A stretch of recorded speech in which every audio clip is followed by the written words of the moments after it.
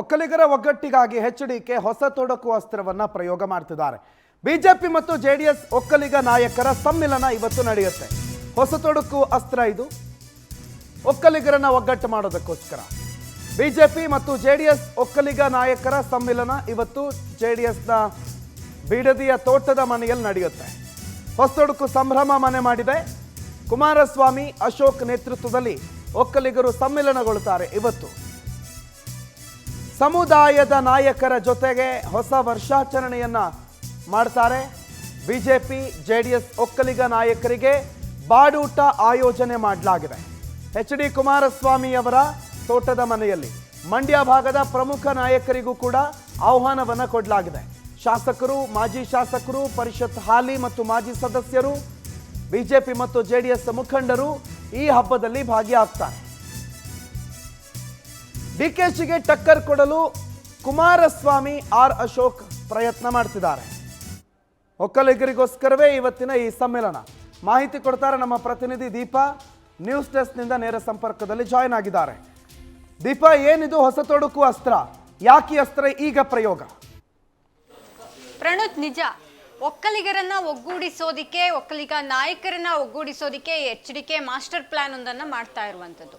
ಇಲ್ಲಿ ಅಶೋಕ್ ಮತ್ತೆ ಎಚ್.ಡಿ.ಕೆ ಸೇರ್ಕೊಂಡು ಮಾಡಿರುವಂತಹ ಪ್ಲಾನ್ ಅಂತ ಅನ್ಸುತ್ತೆ ಇದು. ಯಾಕಂದ್ರೆ ತಮ್ಮ ತೋಟದ ಮನೆಯಲ್ಲಿ ಇವತ್ತು ಹೊಸದೊಡಕಿನ ನೆಪದಲ್ಲಿ ಒಂದು ಊಟಕ್ಕೆ, ಭೋಜನಕ್ಕೆ ಎಲ್ಲರನ್ನೂ ಕೂಡ ಕರೆದಿದ್ದಾರೆ ಕುಮಾರಸ್ವಾಮಿ.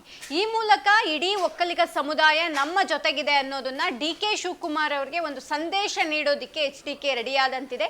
ಅದರಂತೆ ಇದೀಗ ಎಲ್ಲ ಒಕ್ಕಲಿಗ ನಾಯಕರು, ಯಾರು ಮಾಜಿ MLC-ಗಳಿದ್ದಾರೆ, ಮಾಜಿ ಶಾಸಕರಿದ್ದಾರೆ, ಹಾಲಿ ಶಾಸಕರು ಯಾರ್ಯಾರಿದ್ದಾರೆ, ಒಕ್ಕಲಿಗ ಶಾಸಕರುಗಳು ಜೊತೆಗೆ ಒಂದಿಷ್ಟು ಜನ ಮುಖಂಡರುಗಳೇನಿದ್ದಾರೆ ಎಲ್ಲರನ್ನೂ ಕೂಡ ಒಗ್ಗೂಡಿಸಿ ಈ ಒಂದು ಭೋಜನಾ ಕೂಟವನ್ನ ಏರ್ಪಡಿಸಿದ್ದಾರೆ.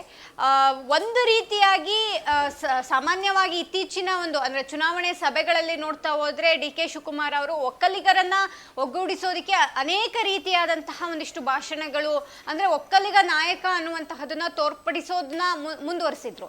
ಅದನ್ನ ಒಂದು ಅಸ್ತ್ರವಾಗಿ ಬಳಸ್ಕೊಂಡಿರುವಂತಹ ಎಚ್.ಡಿ.ಕೆ ಇದೀಗ ನಾವು ಕೂಡ ಒಕ್ಕಲಿಗ ನಾಯಕರು, ಎಲ್ಲಾ ಒಕ್ಕಲಿಗ ನಾಯಕರು ನಮ್ಮ ಜೊತೆಗಿದ್ದಾರೆ ಅನ್ನೋದಕ್ಕೆ ಇದೀಗ ಇಂತಹದ್ದೊಂದು ಪ್ಲಾನ್ ಅನ್ನ ಮಾಡ್ಕೊಂಡಿದ್ದಾರೆ. ಹಾಗಾಗಿ ಇವತ್ತು ತೋಟದ ಮನೆಯಲ್ಲಿ ಒಂದು ಭೋಜನಾ ಕೂಟ ಇರಲಿದೆ. ಆ ಭೋಜನಾ ಕೂಟದಲ್ಲಿ ಬಿಜೆಪಿ ಮತ್ತೆ ಜೆಡಿಎಸ್ ಎರಡೂ ಒಕ್ಕಲಿಗ ನಾಯಕರು ಯಾರ್ಯಾರಿದ್ದಾರೆ, ಶಾಸಕರುಗಳು, ಮಾಜಿ ಸಚಿವರುಗಳು, ಪರಿಷತ್ ಸದಸ್ಯರುಗಳು, ಮುಖಂಡರುಗಳು ಯಾರ್ಯಾರಿದ್ದಾರೆ ಅವರೆಲ್ಲರೂ ಕೂಡ ಭಾಗಿಯಾಗ್ತಾರೆ. ಆ ಭಾಗಿಯ ವೇಳೆ ಒಕ್ಕಲಿಗ ಒಂದಿಷ್ಟು ಮತಗಳೇನಿದೆ ಹಳೆ ಮೈಸೂರು ಭಾಗದಲ್ಲಿ ಆಗಿರಬಹುದು, ಜೊತೆಗೆ ಈ ಒಂದು ಗ್ರಾಮಾಂತರ, ಬೆಂಗಳೂರು ಗ್ರಾಮಾಂತರ ಭಾಗದಲ್ಲಿ ಯಾರ್ಯಾರು ಒಂದಿಷ್ಟು ಒಕ್ಕಲಿಗ ಮತಗಳಿದೆ ಅದನ್ನ ಸೆಳೆಯುವಂತಹದ್ದು ಯಾವ ರೀತಿಯಾಗಿ, ನಾವು ಒಕ್ಕಲಿಗರಿಗೆ ಯಾವ ರೀತಿಯಾಗಿ ಒಂದಿಷ್ಟು ಮತಯಾಚನೆಯನ್ನ ಮಾಡಿದ್ರೆ ಅದವರಿಗೆ ತಲುಪುತ್ತೆ, ಮತಗಳು ಎಲ್ಲೋ ಛಿದ್ರ ಆಗದಂತೆ, ಅಂದ್ರೆ ಕಾಂಗ್ರೆಸ್ಗೆ ಹೋಗದಂತೆ ಜೆಡಿಎಸ್ ಮತ್ತೆ ಬಿಜೆಪಿಗೆ ಬರುತ್ತೆ ಅನ್ನುವಂತಹ ನಿಟ್ಟಿನಲ್ಲಿ ಆ ಒಂದು ತೋಟದ ಮನೆಯಲ್ಲಿ ಚರ್ಚೆಯಾಗುತ್ತೆ.